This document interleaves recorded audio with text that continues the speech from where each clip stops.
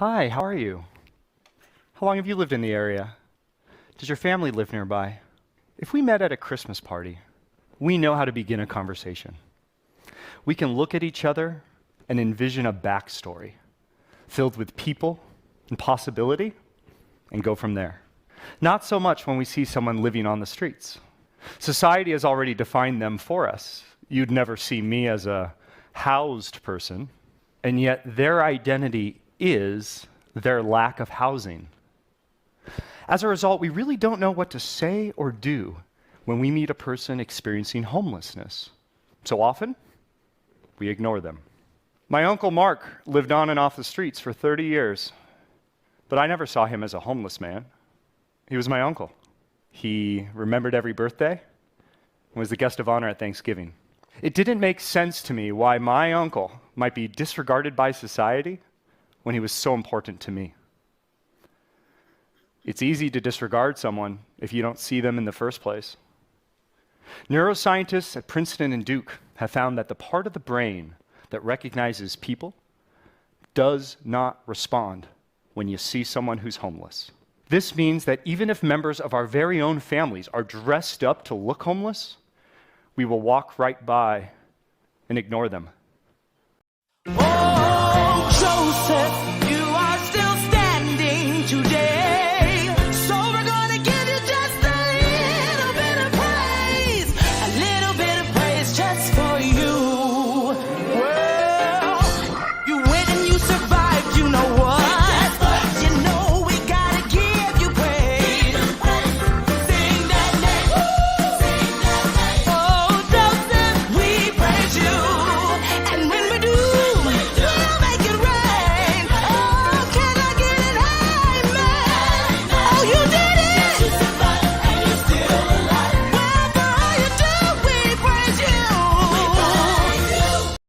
Hi, this is Penn. Penn Jillette, Penn and Teller. Big guy does magic, smaller guy next to me. He does magic too. He doesn't talk that much. I want to talk about Joseph Jaffe is not famous. And Joseph Jaffe is not famous. Joseph Jaffe is wicked not famous. Joseph Jaffe is superlatively not famous, and for good and sufficient reason. I mean, maybe his guests are famous. Maybe his guests are famous. He gets some famous people on his guests, but Joseph Jaffe himself is not famous. That's the important part. You can have famous guests and still not be famous. And if you want an example of that, well, Joseph Jaffe would be a really good example. Teller would do a better job at a talk show, and Teller doesn't talk, which you'd think would be one of the major qualifications of being on a talk show and not being famous. What's that, Teller? Oh, yeah, Teller says, Joseph Jaffe, not famous. Love you. A spring in your step. There is a twinkle in your eye. I can throw a rhyme down for you real quick. Yes, they call me Thrill. They say that I'm the man. You disagree? How could you? Let me make you understand. Should we bring her on the show? Can anybody find me? And there she is. Fresh as some bread. Pull right from the oven. When you feel rejected, you get some my good loving. Take on me. She looks wonderful. Mom looks amazing. Somebody to. Okay, Mom, bugger off now. I've got to show it to you. Love. Like that? Joseph Jaffe, ladies and gentlemen. You just made the new intro of the show. You know, Kevin Adler is my guest today, and I got to tell you that we're going to discuss his new book. We're going to discuss When We Walk By, and you know, for me, in many respects, it's kind of like a little manic depressive. It's a little manic depressive when you recognize that this is a serious topic, and it's a serious topic, and how do you sometimes just not get overcome? How do you avoid not being overcome with the heaviness, with the seriousness of the homeless of the homelessness, the homeless situation. It's how do you live your day? How do you live your day, and how do you keep moving forward and not get just bogged down by the reality that there are so many people on the street with amazing lives and stories that need to be told? We're going to get to that in just a moment. But this is a story that needs to be told, and it's an awareness that I think we all need to get in touch with and figure out how to move forward and how to make a difference. I mean, my why statement that I've been introducing every single episode of the show in 2024 is this idea of helping people get unstuck, return to growth, and become forever change. I don't even know how to adapt this or where I fit in when talking about the homeless situation. But the good news is that I can bring people like Kevin onto the show to actually tell their story and tell the story of the homeless and figure out where we can make a difference. If you want to be a part of this continuing story, which is Joseph Jaffe is not famous because my next guest is famous. And in many respects, Kevin will probably tell you he's not famous either, but maybe there are some people on the streets who are famous or were famous or should be famous or will be famous again. Maybe those are the people that we need to shine a spotlight on and figure out how we can make a difference. This is this feels very personal to me. I just wrote a book called Forever Changed, How a Global Pandemic Changed My Direction, My Purpose, and My Life. And I feel like we've all lived through and gone through this incredible metamorphosis or moment of transformation over the last 4 years. And I guess I'll ask Kevin when he comes on the show how the impact of COVID is even, how it's changed the situation. We think about San Francisco and other cities, but more on that shortly. Now it's time for the seated soliloquy, and with a little bit of a hat tip to Bob Marley, the concept of a roof right over our heads, the importance of having a roof over our heads. Look, I come from South Africa, and to this day, when you arrive, whether it's Johannesburg, but certainly Cape Town, and you fly over the townships and you see these corrugated aluminium shanties, shacks, it just doesn't seem real. And yet it is a roof over their heads. The importance of being able to go to sleep with a roof over your head, comfort, stability, security.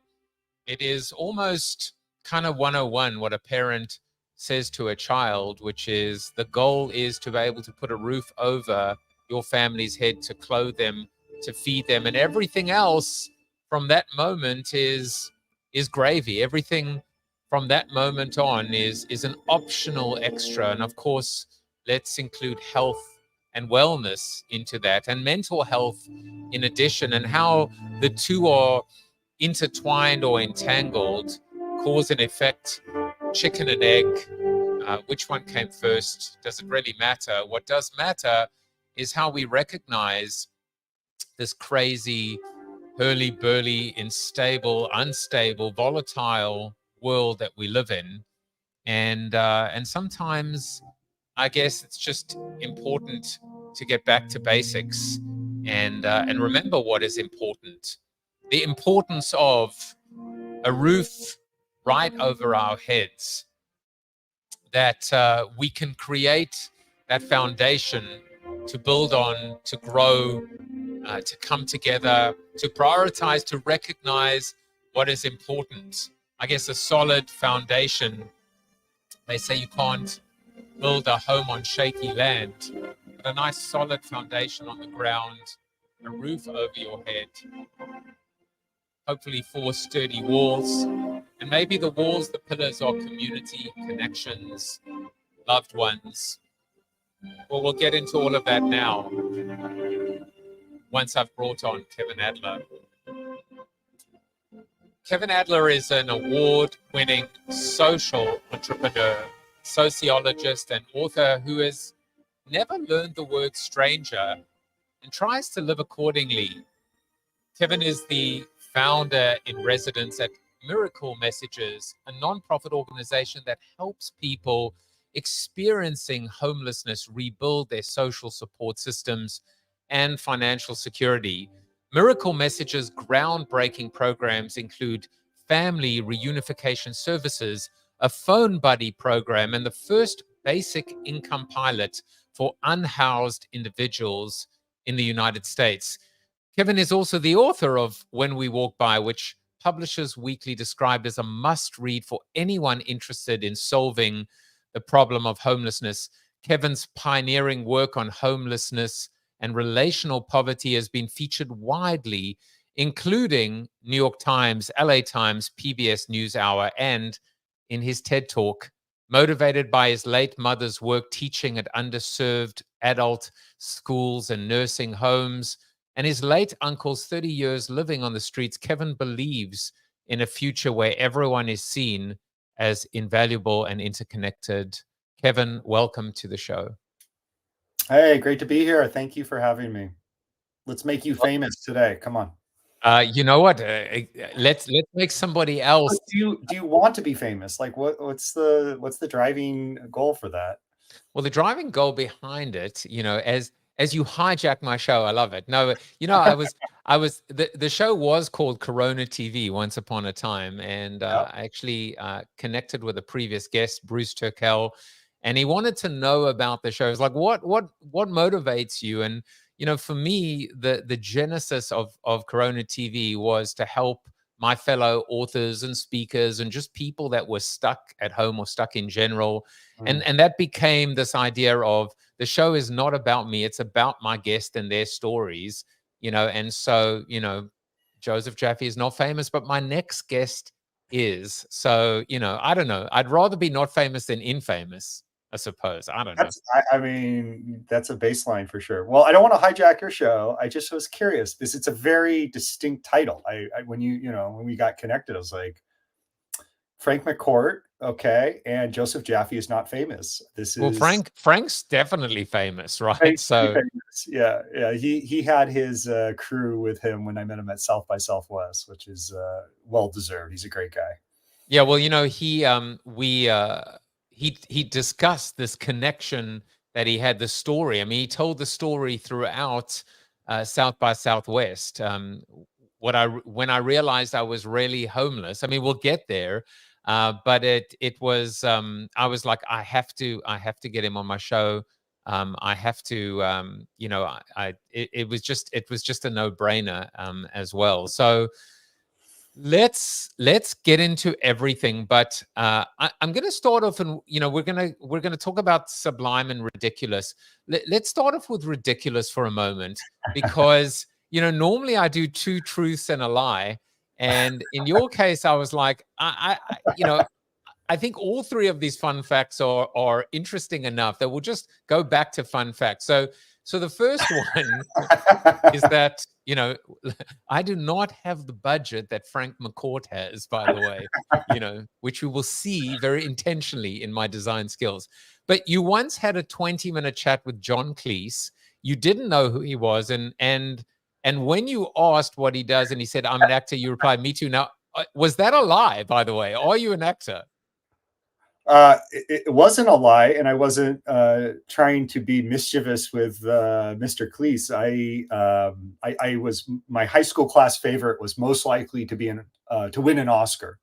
So it was less of a fib or a lie. It was more of a relative to John Cleese, this incredibly famous, accomplished actor, Monty Python and Fawlty Towers and what have you. My acting probably pales in comparison to his, but I didn't know who he was. We met at a spiritual religious retreat in Santa Barbara. I'm a introverted extrovert, so I get my energy from people, but I need downtime just to kind of relax. And I was feeling a little introverted between sessions.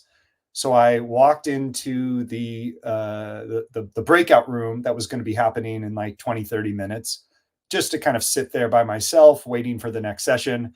And there was this distinguished looking gentleman sitting by himself. So I sat down next to him, introduced myself. Hi, I'm Kevin. What's your name? Oh, my name is John. Nice to meet you, John. It sounds like you have an accent. Are you from the UK? Oh, yes, I'm British. And, what do you do, John? Oh, I'm an actor. Oh, me too. And then I began telling him about importance of being earnest and anything goes and all the high school shows. I said, what have you done? He said, I've done a few movies and a few shows. We had a lovely conversation. And afterwards, I had a few friends that came in and they were staring at us. And, I was like, okay, what's going on? I have some on my face. And afterwards, I had a couple people come up and said, oh my gosh, you met John Cleese, like you were talking to John Cleese. And I said, well, I didn't catch his last name. Did you talk to him? Like, I just knew him as John. Did you also talk to him? Like, you have no idea who John Cleese is, do you? I said, I don't. So that was our 20-minute conversation. Yeah. That is not a parrot. That is an ex-parrot. I mean, I could, I grew up on, we are no longer the Knights of Ni. We are now, I mean, Monty Python was a part of my life growing up, Faulty Towers. And the funny thing, Kevin, is when we talk about even these fun facts, there's always something profound or pertinent or poignant in it, because here you meet someone and you have no idea who they are and you have no idea what their story is. Yeah. And we're going to go backwards and forwards the whole time, but now we think about, I just could not stop thinking about the fact that the brain does not respond. The brain just closes off and shuts down at the sight or the concept of a homeless person. I mean, talk about a connection from John Cleese to the homeless. The amount of people we just walk right by and we have no idea who they are and what their story is. Yeah. Oh, so well. I could see why you're almost famous. Not quite there, but you're on the road. So to connect the dots further, very profound. Some neuroscientists at Duke and Princeton a few years ago did some research and found that the part of our brain called the medial prefrontal cortex, which is the part of the brain that usually activates when we see a person compared to, say, an inanimate object.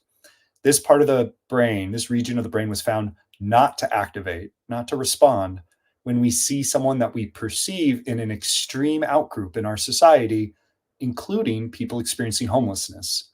And the regions of the brain that were found to activate, the right amygdala and the left insula, I believe, those are the regions associated with disgust, as if you just saw throw up or vomit or something on, you kind of have that feel. And so the implications of this, to connect it to our John Cleese story, the New York City Rescue Mission about 10 years ago did an experiment where they had individuals dress up to look homeless as unsuspecting members of their very own families walked by. And in each instance, not a single person recognized their own mom or dad, brother or sister, son or daughter, husband or wife, or it could have been John Cleese on the streets. And I think it leaves us with this question of, would you recognize your loved one if you walk by them on the streets? And the likelihood is probably not. And that's where we're starting. That's a starting point as we engage the issue of homelessness. We talk a lot about homelessness, and we should, and there's a lot to talk about. But I think we also have to talk equally about us as housed people and our relationship or lack thereof with our unhoused neighbors. Well, as you said, and that's why I clipped that little bit from the TED Talk. When your entire identity is now defined by whether you are housed or unhoused, whether you are homed or homeless, that's quite, I mean, it's acute and it's very, very stark.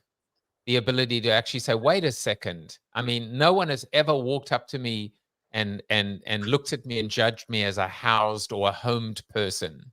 And suddenly we just discount everything about them and judge them in the most disgusting or disgusted way. And so that is also the starting point, right? The fact that identity has now been reduced to one of 500 variables.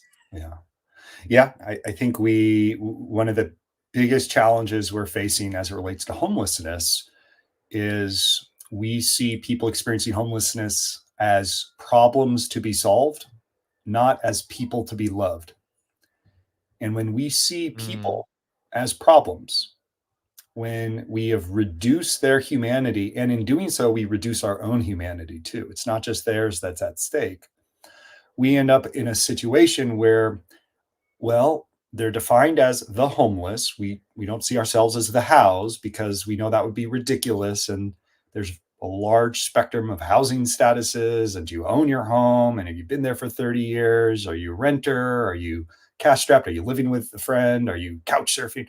Like all of this, instead on homeless, we say the homeless. And now that subsumes everything from the mother with a small child escaping a domestic violence situation. That includes LGBTQ youth escaping an unsafe home family situation. That includes the over 1 in 3 young people who age out of foster care and experience homelessness by the time they're 26 years old in the United States, which, for what it's worth, goes up to 60% for African American young youth. And it also includes people with severe mental health issues, substance abuse issues, people who've lost jobs, people who have health issues. So all of that clumped together into this monolith called the homeless. No wonder that we end up not really coming up with any thoughtful solutions, understanding what people need, because we've kind of seen them as them rather than as part of us. Our unhoused neighbors are our neighbors, and many of them were once our housed neighbors before they were unhoused. So you have these two blobs in a way. One is this idea of identity being reduced to homeless, and the homeless as this compound phrase, as in a group or a cluster without differentiation, without identity, without personality, without that uniqueness of each and every single one of them, whether it's their quite basically thumbprint and retina, knowing that every single person is completely different. And yet here you have this amorphous, mob or blob. From an identity standpoint, do homeless people, do they perceive their identity as such too? Would they refer to themselves as homeless, as now being the overarching way that they would introduce themselves or think of themselves? Yeah, there's a concept kind of in sociological circles of what's called like profaning oneself. And it's this idea of in a situation like homelessness, you're aware to a degree that you're on part of or borderline part of a group that is potentially, about as low as you can be in society. Literally, our brains don't even activate when we see someone perceived as homeless. So you end up having this mix of profaning of oneself. So potentially in some settings, degrading yourself in order to elicit a type of sympathy, empathy, charity, hardship. In some settings, further reducing your humanity. And then in other settings, you'll end up trying to differentiate yourself from quote unquote those people, because who wants to be the bottom of the ladder, so to speak? So you end up hearing some individuals experiencing homelessness say, "Well, I'm not homeless. I'm home free. I'm currently unhoused. I'm couch surfing." And these are all, but by the Department of Education definition, couch surfing, doubled up or tripled up with a friend or a family member, that's homeless. Under the HUD definition, we don't want to get too technocratic. It's not considered, which is a problem unto itself. But yeah, to your question, people resist being lumped together into this monolith. And when we talk about homelessness, we're often thinking of a fairly narrow but very visible subset of people experiencing homelessness. So we're thinking primarily of adults, individuals, typically men, predominantly men, who are chronically homeless, who often are unsheltered, so they're not in a shelter environment, and who often have many comorbidities. Could be a substance abuse disorder, could be a severe mental health issue. That is the searing image that we often have, and when we walk by on the streets, that's kind of what's reinforced by what's apparent on the streets.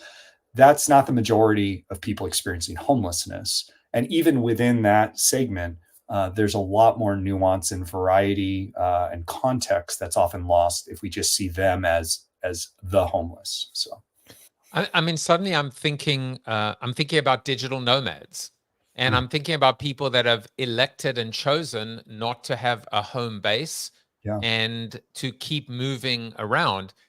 Technically, they would be homeless too, wouldn't they? yeah, it's a really great question, and it's a good one to wrestle with. The key thing here, there's a question really of choice. Yeah, I was just going to say that. Yeah, choice and agency is really kind of the fulcrum here on what we're talking about. Now, what gets it a little more convoluted, and why I think it's such an important area to talk about, is you may have a conversation with a person experiencing homelessness, and they say, "Well, I have this situation. I could live with them. I could do this, but I choose to live in Golden Gate Park. I'm choosing to live in an encampment. I'm choosing to whatever, be outside the situation." There's a choice. But the framing of it, and it may be, the language may be one of choice. When you actually drill down and you say, well, what's the circumstances that's leading you to have to make this choice? Oftentimes there's tremendous traumas, abuse, unsafe situations, feelings of shame, of self-loathing, feeling like, oh, I don't want to share this. I don't want to be a burden to people that may love me or want to support me. So I'm going to choose this thing. But that's very different than an actual, a kind of a rational choice theory choice. There's circumstances, context that are highly problematic and challenging. So let me give a very concrete example that I think has stuck with me. It's included in the book, and hopefully it sticks with you and your listeners. Doing this work, I have led a nonprofit over the last decade called Miracle Messages. I'm now the founder in residence, but started that organization. We can talk about the work we do, but in the course of doing this work, one of the individuals that I met was a man named Ronnie. And Ronnie, was an amazing human being. He was a marathon runner while experiencing homelessness. He was an incredibly talented and accomplished artist. He was going to have an exhibit in New York just weeks after he passed away. He ended up not being able to make it to the exhibit. He unfortunately passed away on the streets. But we had a conversation a few years before he passed where he and I were talking, and I asked him about his housing options. I said, do you have any housing available to you? Is there anything in the pipeline? Let's get you off the streets. And he looked at me and he said, well, Kevin, I have housing available to me if I wanted it. And I was like, really? Like, why would you be on the streets? Like, what is this? Like, you have housing available to you? And he very patiently looked at me and he said, well, Kevin, the housing that's available to me is in a part of San Francisco, in a building and in an area where drugs are present 24/7. And I have a history of addiction. And I know if I go back into that house, I'm going to relapse and I'm going to die. And so I'm waiting to become eligible in about 3 or 4 years for senior housing and hope to make it to that point. And then I'll get off the streets. But right now I'm choosing not to go into that housing. And so here I was coming from the outside. And at first, when you see that on the surface, you're like, here's this guy's choosing to be homeless. I was filled with, even knowing this guy and being his friend, feelings of like, oh my gosh, like judgment, being a little paternalistic. What are you doing, man? Come on. Are you kidding me? This is part of the problem. Like all sorts of biases. Once I got close enough to hear his story and the context and the situation he was in, I was like, that makes complete sense. I think you're making probably a very wise, informed decision. Unfortunately, Ronnie ended up passing away on the streets tragically. And so it's very complicated situation, but the story is meant to illustrate that what we consider a choice on the outside is very rarely anything that we'd consider a good choice if we got close enough to be on the inside. Well, Ronnie's memory and his spirit is living large, and his story continues to be told by you. And I was thinking with this idea of free choice, that we think about the United States of America, what is often called the greatest country in the world, period. The World Series takes place, baseball is the World Series in a sport that is only played by a few countries in the world. USA, USA, USA. And yet, and this is a quote, I saw this in your video as well. This is actually from Press Michelle. 7 out of 10 Americans are one paycheck away from being homeless. Like, what's up with that? What's up with that this can even be remotely the case? And this is kind of like a meaty question, but in 2 parts, Kevin, or 2 halves of a whole. But this idea that, what is the dream that we've been sold on? The white picket fence, the 1.5 dogs. I know you've got a dog in the background too, which is this life, right? What is going on that we have all this pressure, to be able to deliver, to live this world that becomes beyond our means, to the point where we start to fall back and get into this position of actually becoming homeless? Excellent question. And I was fiddling around here, not because I was looking for anything other than my book here. So if you'll indulge me for a second, there's actually... we should do it together. That's a good screenshot. That's a screenshot right there. Yeah. Yeah. Well, anyways, so to read a short little excerpt that I think will frame my response to this better than I could on my own. So I'm going to read. This is from the individualism section of When We Walk By. So I think we're getting into notions of the American dream, rugged individualism, pull yourself up by the bootstraps, land of opportunity. And America has been that, and hopefully will continue to be that for millions of people, and millions more around the world aspire to that. Give us you're tired, you're poor, you're hungry. At our best, that's kind of our posture. But I think this quote, which is someone I don't normally quote at length, but I think it deserves it in this context. So I always tell people that you can call me anything that you want. You can call me Arnold. You can call me Schwarzenegger. You can call me the Austrian oak. You can call me Schwartzy. You can call me Arnie. But don't ever, ever call me a self-made man. But this is so important for you to understand. I didn't make it that far on my own. I mean, to accept that credit or that medal would discount every single person that has helped me get here today, that gave me advice, that made an effort, that lifted me up when I fell.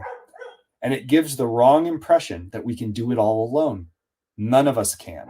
The whole concept of the self-made man or woman is a myth. So if former Governor Schwarzenegger, last action hero, who's often held up as this epitome of this self-made man, worked hard, work ethic, and enough intelligence and drive and opportunity and skill, made it as a world famous bodybuilder and actor and politician, incredibly wealthy and well regarded. So if he's able to say, don't call me a self-made man, I didn't get here on my own, I think we have to hold up the mirror and really look long and deep.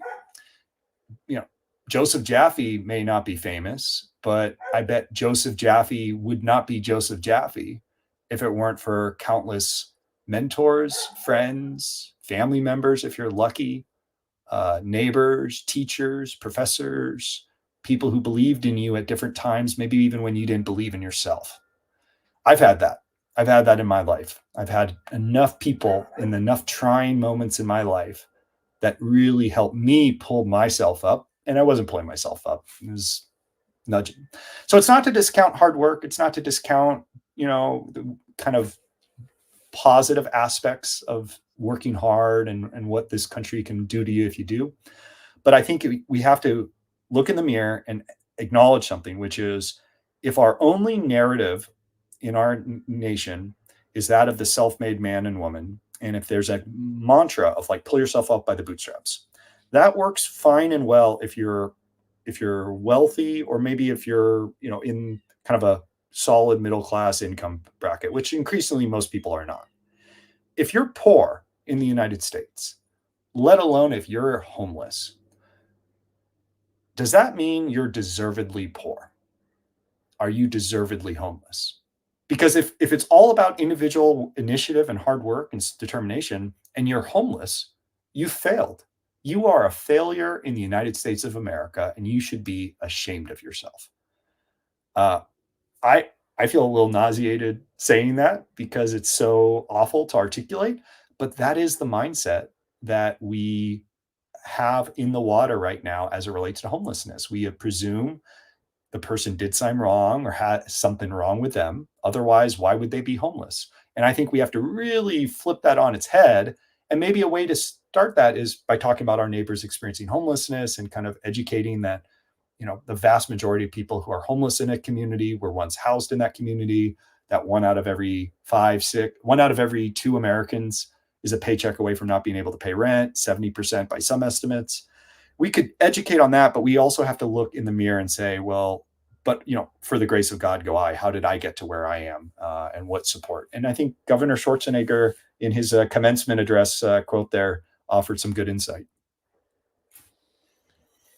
The disgust and the I don't know if the word is vile, the vileness of being able to almost just make that fatal assumption, that awful assumption, which is people deserve to be there, is probably the first step in terms of fooling our brain or rerouting our brain to pay attention and to be able to have a little bit of empathy, even the smallest amount of empathy, and even just be able to acknowledge, to actually see them, as opposed to ignoring them or seeing through them. I'm not sure which one's worst, ignoring them completely or just seeing right through them and being able to. I can give you a response to that, not in my words.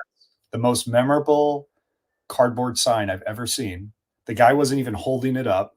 He was slouched down, kind of slouched over it, sitting down, and the cardboard sign was propped up against him. And it said, "At least give me the finger."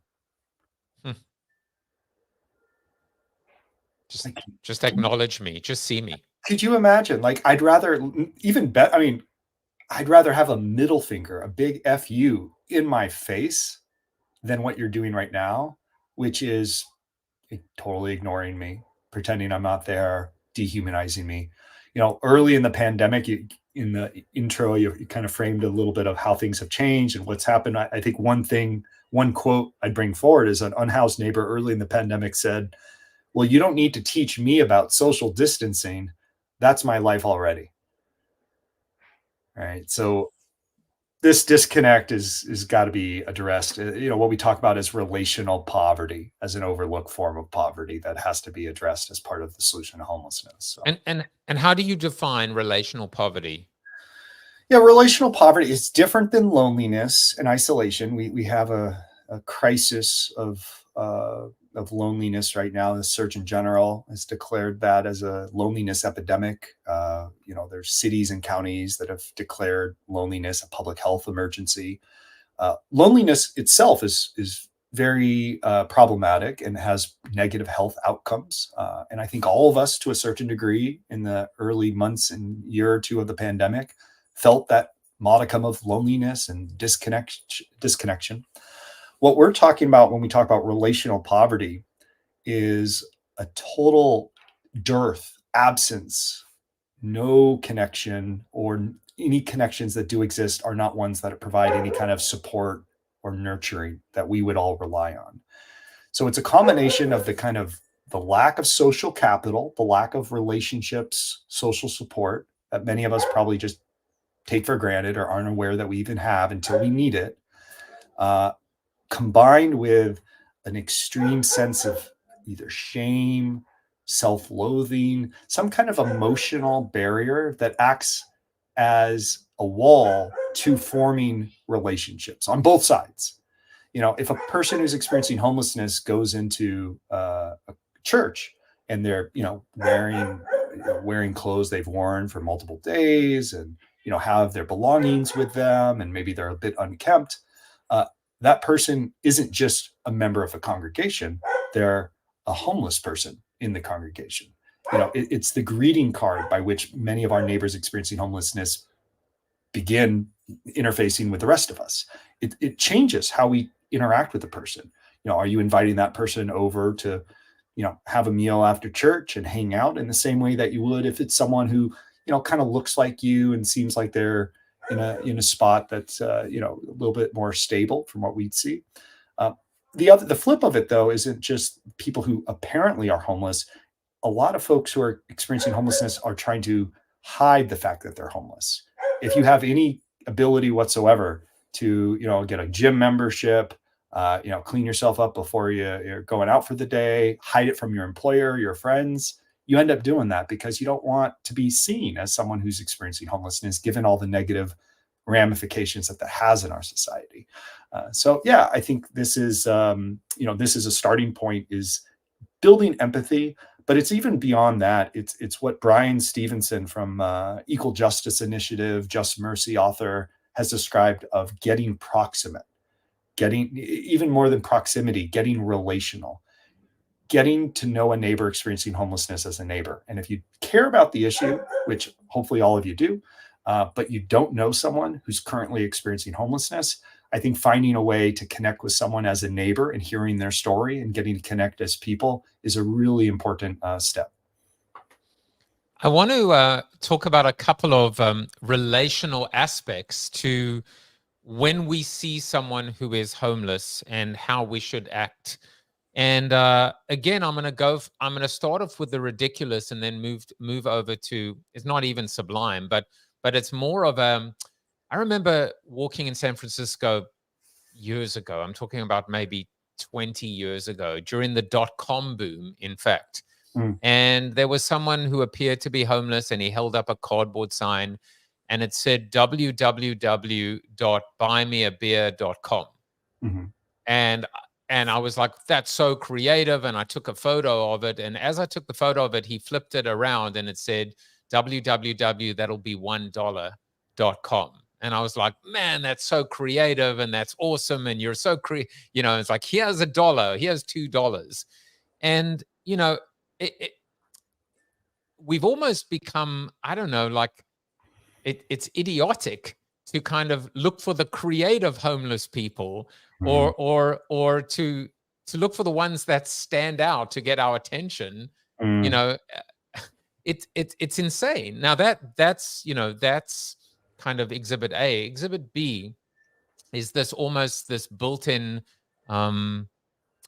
this bias where we say, don't give them any money. They're just going to go and spend it on alcohol and drugs. So you can choose, I don't know, take one, take both.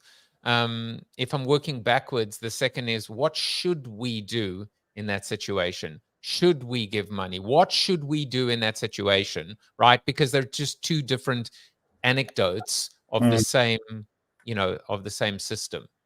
Okay. I'm going to do a quick response. I also have, if my reading voice is still up for snuff, I have a little excerpt that I'd like to bring forward. The stage is yours, because that's why this show is called Joseph Jaffe is Not Famous. Well, I'm not either. So we're in it together, Joseph. By the way, Kevin, before I forget, early on, because you started it, early on when I started the show, and I was decidedly not famous, and was called There was I've got to find him again. There was this English a barber, a hairdresser, and you must. I'm assuming you know who you'll know this the situation. And what he would do is he would just go and find and walk up to homeless people, and he would groom them and cut their hair and give them a shave and hear their story and then be able to tell their story and show the before and after. Do you know what I'm talking about? Or I've seen a few of these individuals. I don't know if I know this particular one, but and I wanted to get him on the show, and then at some point we were talking, and then I don't know, it just escaped me. But so now you've got Exhibit C, I suppose. And back to you. Perfect. Well, let me share a little story because I think it speaks to what you're talking about. So here we go.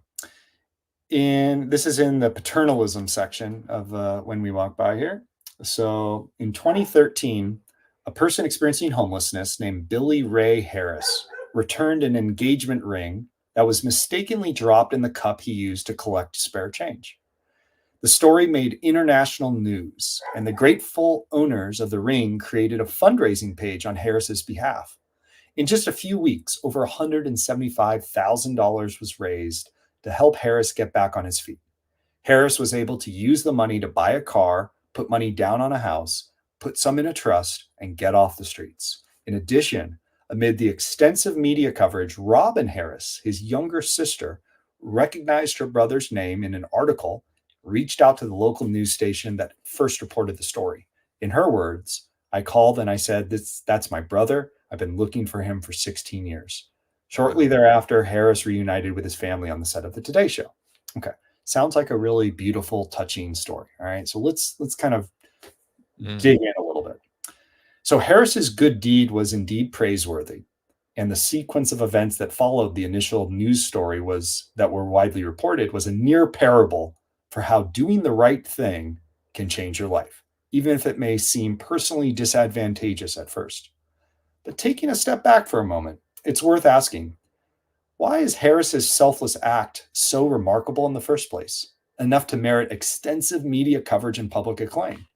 Why is homeless man returns expensive engagement ring accidentally dropped in change cup a front page feel-good news story anyway?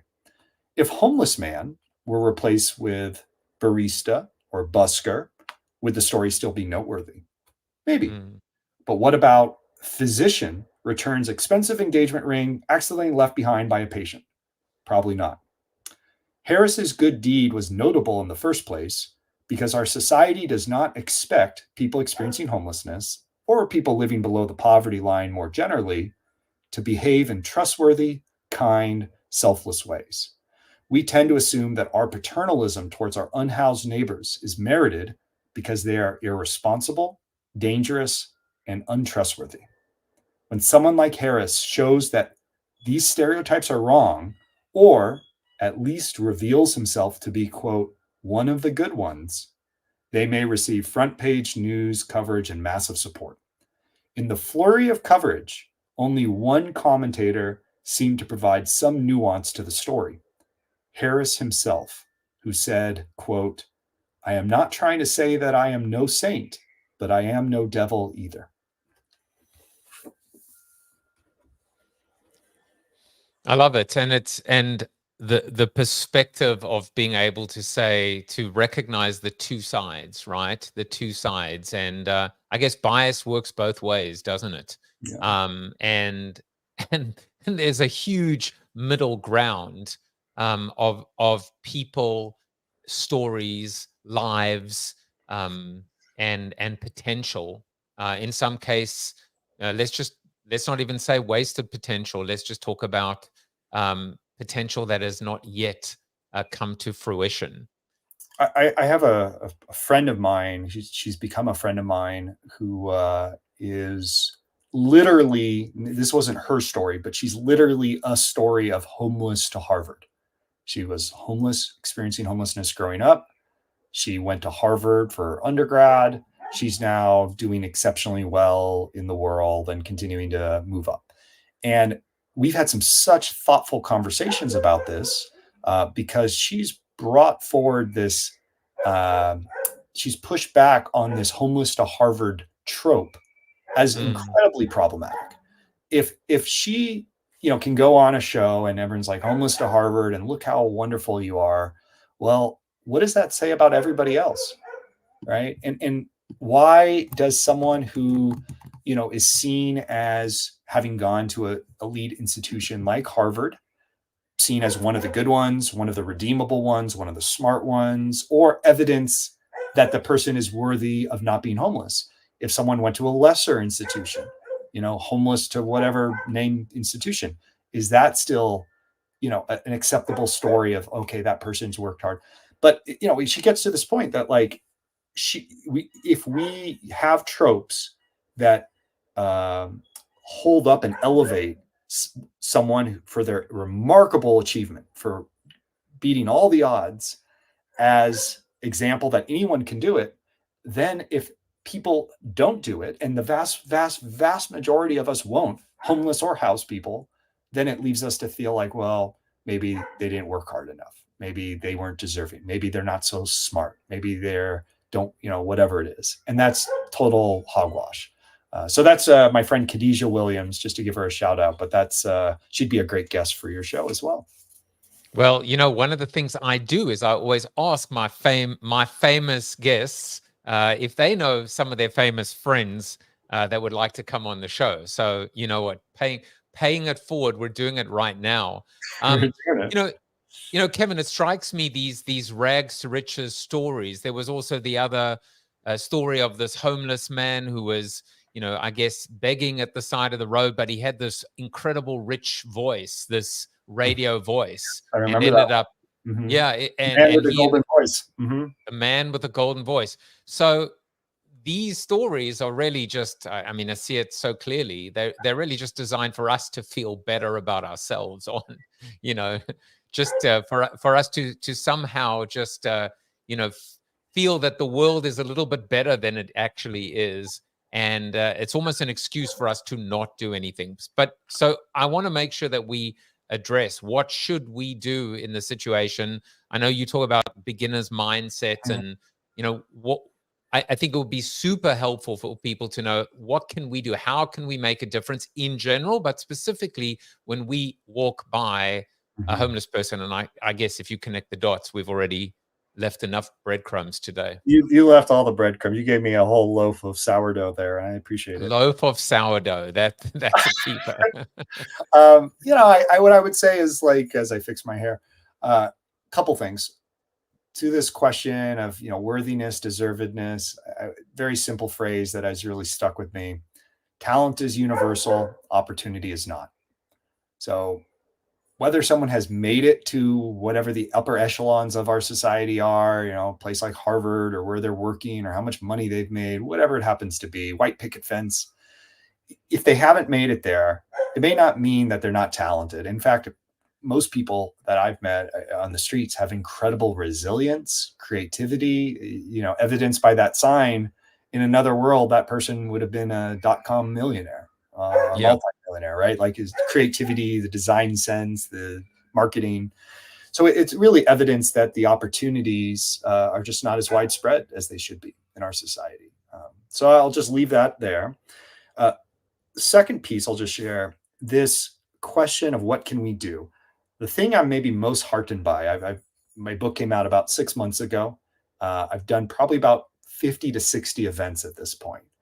And in most of the events, I hear the same 5 or 6 questions. And the number one question is, what can I do to help? How can I start a conversation with a person experiencing homelessness? So I think that's, to me, really evidence of the pent-up desire we all have to do some good about this issue and be part of the solution. So that's time to, I think, to celebrate.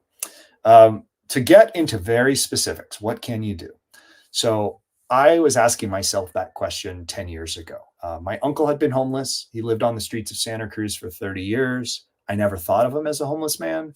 He passed away at the age of 50. And I just started thinking, everyone I'm walking by, that's somebody, as our shirts say, if I can get on my tippy toes tall enough. And I started just having conversations with people experiencing homelessness. And what I found is that a couple things. Many of our neighbors experiencing homelessness are totally disconnected from family, friends, social support systems. As one individual said early in my journey in doing this work, I never realized I was homeless when I lost my housing, only when I lost my family and friends. Hey, Kevin, Yep. watch this. I was at South by Southwest recently signing my book, and there was a gentleman at another table adjacent signing his book. His name is Kevin Adler, and he said, our books have a lot in common. I said, what are you focused on? What is your book focused on? He said, my work is with the homeless. And he shared a story with me where he said he was talking to a homeless person who said to him, I didn't realize I was homeless when I lost my apartment. I realized I was homeless when I lost all of my connections, all of my friends, my family, my relationships. That's when I knew I was homeless. By being on a device, we're actually losing our connections. We're losing our relationships. We're losing the personal relationships and the meaningful relationships and connections that make us human, actually. It was very meta, I know, but I mean, now I feel like what we need is an appearance from Frank McCourt on the show, or John Cleese and Frank McCourt. Well, listen, I mean, that both would classify as famous. I connected so strongly with that statement, and even at the beginning, that's somebody, connection, community, support. It's everything now more than ever to counter this epidemic of loneliness. It's you've led us right. You've led us right to the edge. Now it's important for us to take, that leap of faith. It's not even a leap of faith, but that next step, and be able to help create that meaning and context again. Well said. And what I'd say is that leap of faith, I can give you a couple lily pads that you can jump to. So first one is the nonprofit that I'm part of, Miracle Messages. We help people experiencing homelessness rebuild their social support systems and their financial security. And we do that through family and friend reunifications. We do that through a phone buddy program with volunteers. And we do that through basic income, giving people money directly and investing in people. So if you're interested in getting involved in this issue, here's 3 or 4 very tangible ways you can do so. First, go to our website, sign up, miraclemessages.org, fill out the Get Involved form, and you can sign up to get involved either as a digital detective, where you're going to make phone calls, write letters, do people finding to try to locate loved ones, deliver messages, help people who have recorded messages who are unhoused deliver their messages to their loved ones, act as an intermediary, help them reunite. That service has led to about 1,000 reunions since we started it. Some people don't have family, and the second program that you could get involved with is our phone buddy program. So anywhere you are in the world, if you have a phone, a device, and you want to use it in a way that maybe Frank McCourt might approve, you can sign up to be a phone buddy. And what that means is you'll get matched with an unhoused neighbor for 20-minute, 30-minute phone calls, text messages once a week. We do all the training. You're part of a group. You'll get support. You don't even have to divulge your personal number. We have a way that we can sign you a number through our partnership with DialPad. Whatever you need, we'll support you. And we have right now about 350 volunteers all over the world having weekly calls and texts that have logged over 250,000 conversation minutes. And finally, if you're like, I'm pretty busy, I don't have time to be a digital detective, I don't have time to be a phone buddy, I don't know if I can do outreach, which is another thing that we offer, is you can go to our website if you want to make a donation and say, hey, I want to have a donation and I want that money to go to a person experiencing homelessness through our basic income program. We initially, as the screen is showing, we picked 14 individuals who are in our phone buddy program, all of whom were nominated by their volunteer friends. Gave them $500 a month for 6 months. Within 6 months, 2/3 of the people who are unhoused were able to secure stable housing. And so we're now doing a $2.1 million randomized controlled trial funded by Google.org and other foundations and individuals working with USC, doing a research part to look at the impact of basic income and social support. So I would invite folks to get involved, donate, learn more. And of course, if you're interested in continuing the conversation, feel free to reach out to me on social media, Kevin F. Adler, or take a look at my book. And I'd love to hear your thoughts after you have a chance to read it. That was succinct. It was compelling. It was to the point. And I was queuing up. Sometimes it doesn't come through like I want to, but this is the air horn. And you know, amazing. I love it all. I love the Phone Buddy program. It's, you know, they're fighting words. They're fighting words for people to actually step up and make a difference. Kevin, the last thing is we got to end up ridiculous again because the because the other two stories from you had to do with I mean, talk about a name dropper. So you know meeting the Hoff himself. There you are peering at him behind. Oh, there's me. I didn't even notice. I'm in the audience. Yeah, that's behind the wall. I'm not even gonna ask you to tell the story of with Booker T. Or by the way, you're built well. You know, similar build to John Cena. Actually, it looked like very similar build. Well called there. Well called there. Exactly. You know, there is It's funny. We could leave it there. But the reason I even went back to it as well, which is, you know, it must be really tough sometimes for you to, like, the heaviness and the enormity of the task at hand. How do you kind of find a little bit of balance and perspective, and, you know, and goof off and not go mad, quite frankly, with the task that is ahead? Joseph, you have on one side of you a Nelson Mandela image, and on the other side you have a lava lamp. I should be asking you this question. I think one of my core values is playfulness. To me, my mom was both the strongest and the kindest person I ever met. Incredibly warm, and looked after people at her nursing homes and just loved everyone. She's also rock solid in her values, and one of those values was playfulness.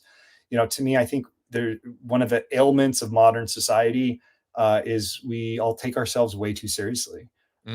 There's this scourge of self-righteousness where everyone, whatever they believe, that's the end all be all. And you're in an echo chamber, and Frank McCourt can tell you all about that. And you just end up, cycling down into whatever your beliefs are, stronger and stronger. I think humor, comedy, taking a moment to just laugh at ourselves, not take ourselves too seriously, and really also, to say, like, in addition to just the levity that can be the world, recognizing there's a lot of good work to be done and time is short. Like, if we're lucky, we have 80, 90, 100 years. I want to use those years for me, connecting with people as people and doing good things together rather than getting into, pissing contests. So. Kevin, I knew we were kindred spirits. I just had this feeling. My mom passed away a couple years ago as well, and you saw a little clip of her in the opening credits. One thing is she would drive past a black man in South Africa who had no legs and no arms, and he would somehow be able to push himself or very, very, very with a lot of difficulty be able to wheel his wheelchair around with his stumps. And she would stop and she would give him something every single time. Fast forward a few months ago, someone else noticed him and heard his story and created in South Africa what the equivalent of a GoFundMe to be able to, just how crazy this is, to be able to help him put a roof over his head. And I was able to donate something in my mom's memory. And of course, we realized at Percent, it was like, oh my God, this is the man that, and we learned his name and his story. It's all come full circle. That's touching. What was your mom's name? Natalie. My mom was Joan. So Well, I think right now Natalie and Joan are hanging out upstairs. You know, Happy looking Mother's at their Day, Natalie. Happy Mother's Day, Joan. Just a few days from now. So exactly. And you know what? You are doing. You know, you're inspirational. I know you're just one man, and one man who always must feel and know that they can do more. But the world needs more people like you. And I'm still not going to end on a gushy note, because the last word is going to be Chuck Norris's. You are Chuck Norris approved. Got to be faithful. Thank you, everyone. Bye-bye. Thank you for watching the show about hope, positivity, optimism, and if there's time left over, a little bit of marketing with your host, multiple author, and global keynote speaker, Joseph Jaffe. If you like the show, tell a friend or two. Please subscribe to the show, and if you want to get inside news, previews of upcoming guests, and much more, visit josephjaffe.com/subscribe to sign up for the show's newsletter. And despite the best ministrations of your wife, you still look ugly.